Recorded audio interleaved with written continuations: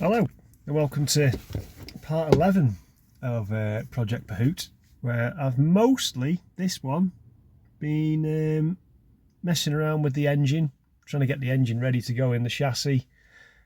A little bit of measuring, a little bit of this, a little bit of that, taking stuff off the engine that doesn't need to be there anymore. So you'll see where it's up to. I've not got as far as I want, but these are the things that happen, aren't they? So enjoy.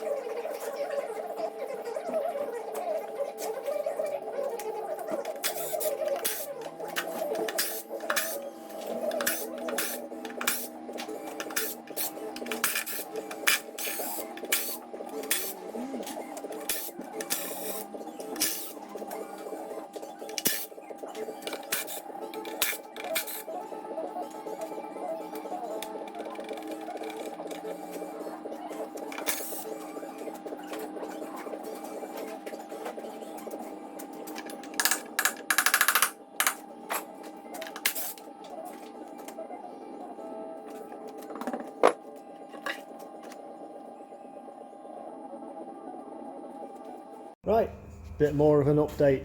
I've done a little bit of stuff on the engine off camera because there's no point in filming it, so it now looks like this. So it's sort of half upside down and it's being propped up by a jack because when we spun it,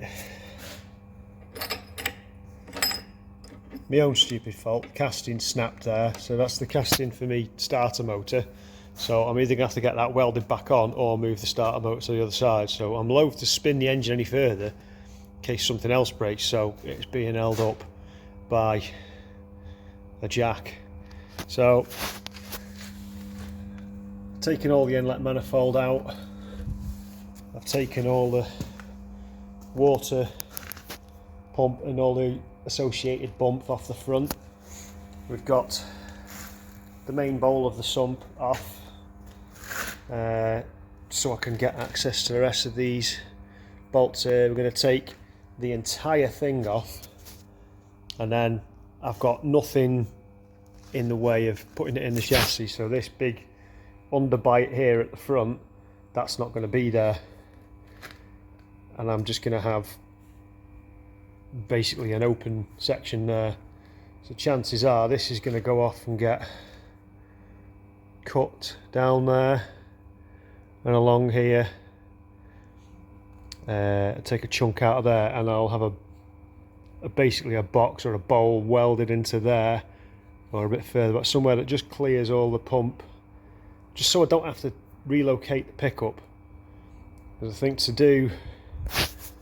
the other way to do it is to buy the sump off a Range Rover or an X5, because their bowl sits in the middle here and has the drive shaft running through it. But to do that, I'd also have to buy the oil pump and pickup assembly, which drags the pickup over here. So I'm going to try my best to sort of keep it where it is.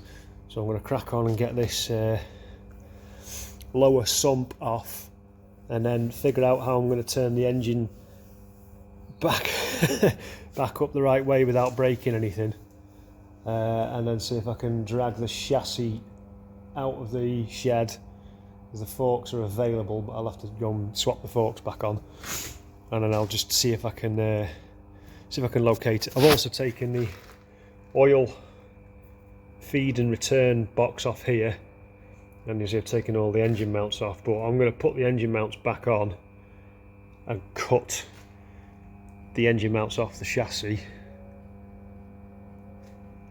because I don't want to alter these. These are in that place because that's where BMW deemed they need to be, for obviously for weight distribution. So if I cut the ones off the chassis and I move them further back and weld them depending on where this engine goes, then we're going to be a bit closer. I've also taken a measurement from this face to here for when I put the engine in the chassis. That's 63mm. So the line I've put on the chassis, we bring another line 63mm back from that, and I'm going to clamp or whatever a piece of metal across there, and then when I put the engine into the chassis, I'll take this spider off here and I can just simply push this up against that piece of metal, and the engine will be in exactly the place as far back distance wise as it needs to be. So I'm going to get the rest of this bowl, the sump off, and see where we're up to, and hopefully I don't break anything else in the process. It's one of them days, I think.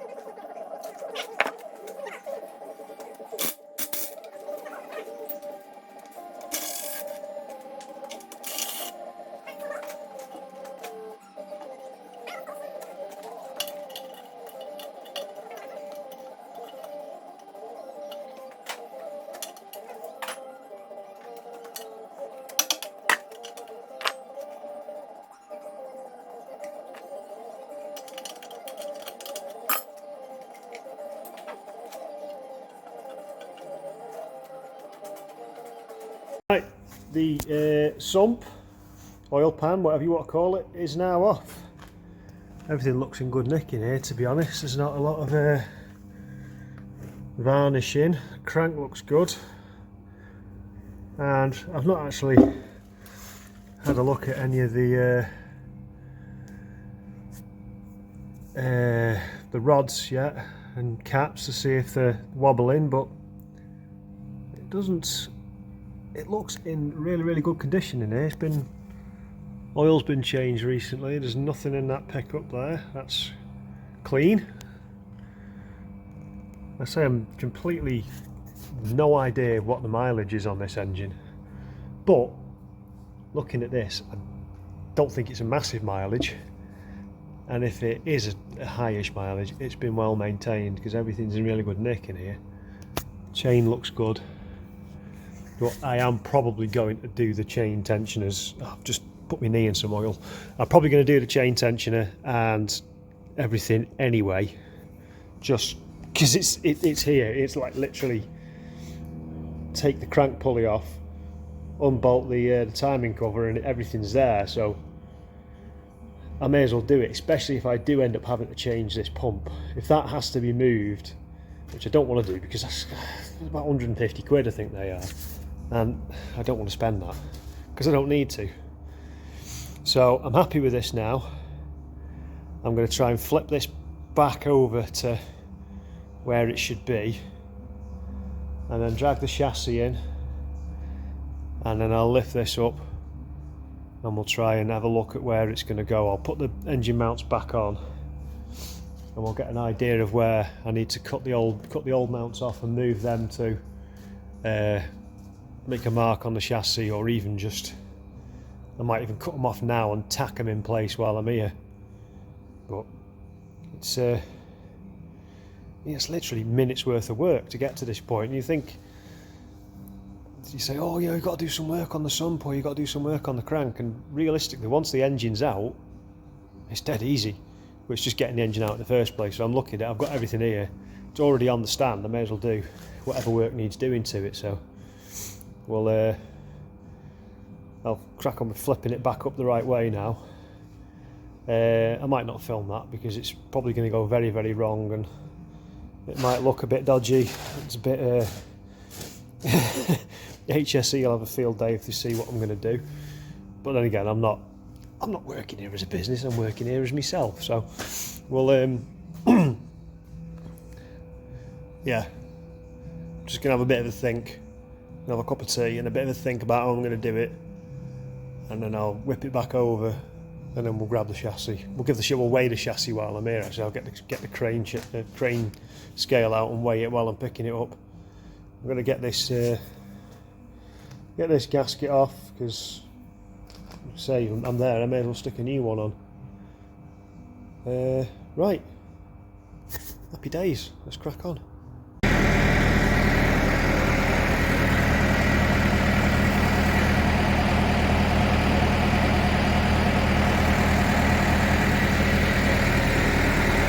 There you go, 106 kilos. It's about what I was expecting it to be anyway, so. Right, I'm going to get it in the workshop now. For all the rigmarole getting it out, it was fun. Crack on.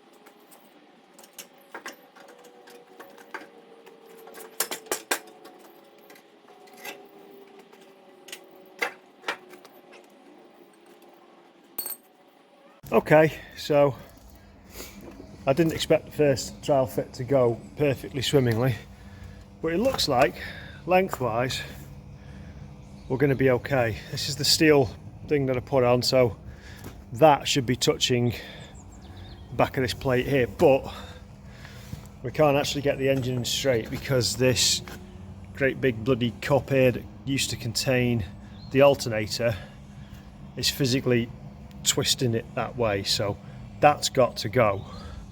But I think without that there, we are going to have plenty of room, because the engine itself from here, the casting point there, to the end of the sump there is only 550 mil, and I think I've got somewhere close to 600 between that mark and the back of the steering rack. So if I cut that alternator housing out, which was my intention anyway, I can't see a problem with it fitting. So I'll have to revisit it once I've done that, and then work out where I'm going to cut this and move it to. It's going to be somewhere around about where this block is, I think. So I'm going to knock that on the head for the moment. I'm going to pop the engine onto a pallet because it's fraught with danger getting it back on that stand now. It was fun getting that off. So I'm just going to put it on a pallet for the time being because it doesn't need to be anywhere else. It's easy to lift off that then. And then I'll work on getting that crank pulley off, timing cover off, and then we can work out cutting the alternator housing out. I'm just going to do a quick measurement actually while I'm here to make sure that everything I thought is right. So I'll quickly go over that now, and then I'll see where we're up to. Actually, while I'm here, I'm going to put the weight, the chassis on the board, just to where are we? The chassis, what was it, 106. So I've just got to weigh the body and glass next. It's actually quite tempting now to weigh the engine with less on it, but it doesn't make sense because it's not going to go back in like that. It's going to go back in with ancillaries on. Right, let's get this off onto a pallet. I'll get that chassis put away, and then I'll look at cutting that bloody alternator housing off. Smashing. At least we're making a bit of progress. I know it's going to fit anyway. That's a good thing. Let's see where it goes from here. Right, let's have a look at here what we've got. So back of the mounting to there, about 675. So well, that's 550 plus a 63. So that's dear me, my maths is terrible. 613, isn't it? Yeah. So I'll get my tape measure out from an unstuck place. It should be from there, which is the edge of the engine, to that back face of the engine. Yeah, I think 5. Oh, that's the back of the. That's actually touching the back of the flywheel. So if I go to 550 is actually an over measure. But we can have this pulley hanging over the, as long as it's, we think the steering rack comes across here, as long as the pulley is higher, it's not going to interfere with anything. So I've got no qualms of that fitting now, and obviously that's going to shift further forward about 50 mil here, looking at where it is, but there's still enough room there. I mean, even a hesitant guess there, I've got nearly 100 mil between that face and the front of the engine. So that all points in a positive direction. So I'm just going to figure out now the best way to, I might have to put it back on the stand actually to take the timing cover off. Or, no, I can do that on a pallet actually. I'm going to put it on a pallet, it'll be safer and it'll be much more sturdy. Right, let's get that done. I've admitted defeat for the time being. I've got the harmonic balancer pulley off because I need to be able to take this part of the crank pulley off to be able to get this casing off. But that bolt is tighter than a tight thing on tight street. My Ugga Dugger gun doesn't possess sufficient Ugga Duggers to Ugga Dugger it off, so I've got to think of another way of doing things. So I'm going to knock it on the head for the time being, and I will address that in the next video. So we'll call for a blend of psychology and extreme violence, I assume, or I just find someone else who's got a bigger Ugga Dugger. But again, these things always stand in the way, don't they? But until next time, ta-ra.